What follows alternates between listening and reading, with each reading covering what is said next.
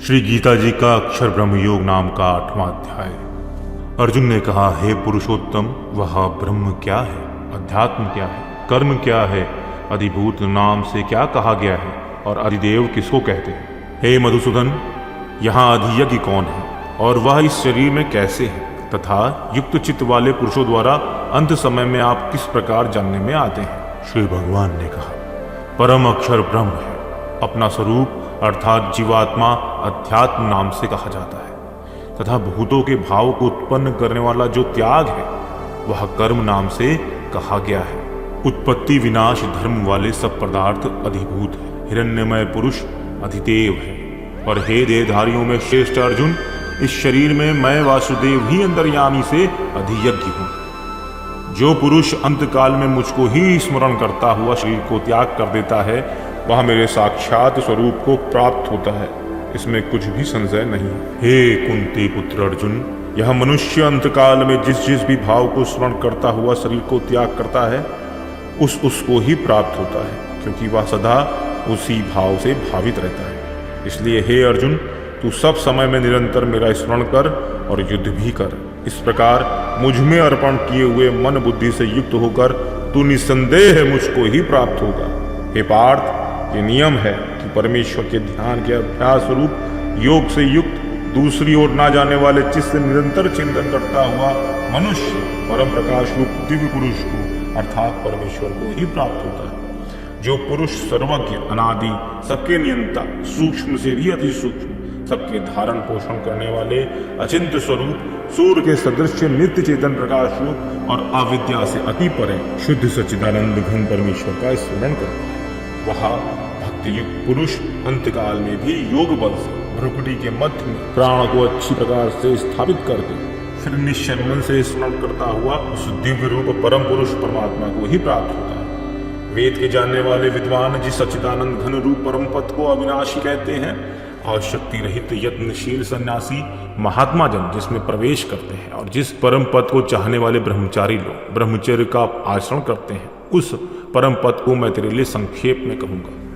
सब इंद्रियों के द्वारों को रोककर तथा मन को हृदय में स्थित करके फिर उसे जीते हुए मन के द्वारा प्राण को मस्तिष्क में स्थापित करके परमात्मा संबंधी योग धारणा में स्थित होकर जो पुरुष ओम इस एक अक्षर रूप ब्रह्म को उच्चारण करता हुआ और उसके अर्थ स्वरूप मुझ निर्गुण ब्रह्म का चिंतन करता हुआ शरीर को त्याग कर जाता है, वह पुरुष परम गति को प्राप्त होता है। हे अर्जुन, जो पुरुष मुझ में अनन्य चित्त होकर सदा ही निरंतर मुझ पुरुषोत्तम को स्मरण करता हुआ उस नित्य निरंतर मुझ में युक्त हुए योगी के लिए मैं सुलभ हूँ, अर्थात उसे सहज ही प्राप्त हो जाता हूँ।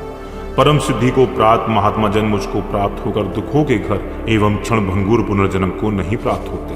हे अर्जुन, ब्रह्मलोक पर्यंत सब लोग पुनरावृत्ति हैं, परंतु हे कुंती पुत्र, मुझको प्राप्त होकर पुनर्जन्म नहीं होगा, क्योंकि मैं कालातीत हूँ और ये सब ब्रह्मादि के लोक काल के द्वारा सीमित होने से अनित्य है। ब्रह्मा का जो एक दिन है उसको 1000 चतुर्युगी तक की अवधि वाला और रात्रि को भी 1000 चतुर्युगी तक की अवधि वाली जो पुरुष तत्व से जानते हैं वे योगी जन काल के तत्व को जानने वाले हैं। संपूर्ण चराचर भूतगण ब्रह्मा के दिन के प्रवेश काल में अव्यक्त से अर्थात ब्रह्मा के सूक्ष्म शरीर से उत्पन्न होते हैं और ब्रह्मा की रात्रि के प्रवेश काल में उस अव्यक्त नामक ब्रह्मा के सूक्ष्म शरीर में ही लीन हो जाते हैं। हे पार्थ, वही यह भूत समुदाय उत्पन्न होकर प्रकृति के वश में हुआ रात्रि के प्रवेश काल में लीन हो जाता है और दिन के प्रवेश काल में फिर उत्पन्न हो जाता है।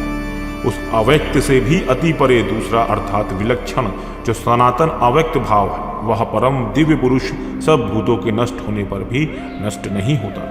जो अव्यक्त अक्षर इस नाम से कहा गया है उसी अक्षर नामक अव्यक्त भाव को परम गति कहते हैं तथा जिस सनातन अव्यक्त भाव को प्राप्त होकर मनुष्य वापस नहीं आते वह मेरा परम धाम है। हे पार्थ, जिस परमात्मा के अंतर्गत सर्वभूत है और जिस सच्चिदानंद घन परमात्मा से यह समस्त जगत परिपूर्ण है वह सनातन अव्यक्त परम पुरुष तो अनन्य भक्ति से ही प्राप्त होने योग्य है। हे अर्जुन, जिस काल में शरीर त्याग कर गए हुए योगी जन तो वापस न लौटने वाली गति को और जिस काल में गए हुए वापस लौटने वाली गति को प्राप्त होते हैं उस काल को अर्थात दोनों मार्गों को मैं कहूंगा। जिस मार्ग में ज्योतिर्मय अग्नि अभिमानी देवता है, दिन का अभिमानी देवता है, शुक्ल पक्ष का अभिमानी देवता है, और उत्तरायण के 6 महीनों का अभिमानी देवता है।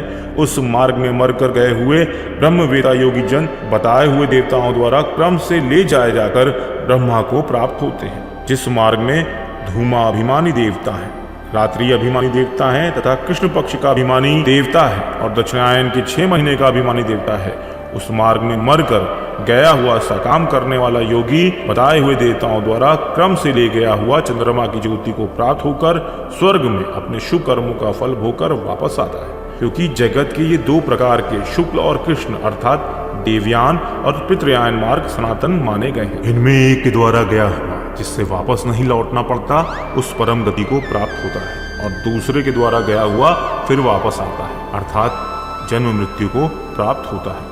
हे पार्थ, इस प्रकार इन दोनों मार्गों को तत्व से जानकर कोई भी योगी मोहित नहीं होता। इस कारण हे अर्जुन, तू सब काल में समबुद्धि रूप योग से युक्त होकर अर्थात निरंतर मेरी प्राप्ति के लिए साधन करने वाला हो। योगी पुरुष इस रहस्य को तत्व से जानकर वेदों के पढ़ने में तथा यज्ञ तप और दान आदि के करने में जो पुण्य फल कहा गया है उन सबको निस्संदेह उल्लंघन कर जाता है और सनातन परम पद को प्राप्त होता है। श्री गीता जी का अक्षर ब्रह्म योग नाम का 8वां अध्याय पूरा होता है।